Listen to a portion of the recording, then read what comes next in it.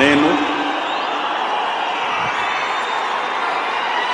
కొణిదెల పవన్ కళ్యాణ్ అనే నేను శాసనం ద్వారా నిర్మితమైన భారత రాజ్యాంగం పట్ల నిజమైన విశ్వాసం విధేయత చూపుతానని, భారతదేశ సార్వభౌమాధికారాన్ని సమగ్రతని కాపాడుతానని, ఆంధ్రప్రదేశ్ రాష్ట్ర మంత్రిగా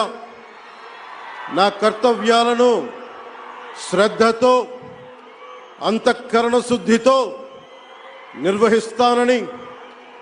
భయం గాని పక్షపాతం గాని రాగద్వేషాలు గాని లేకుండా రాజ్యాంగాన్ని శాసనాలని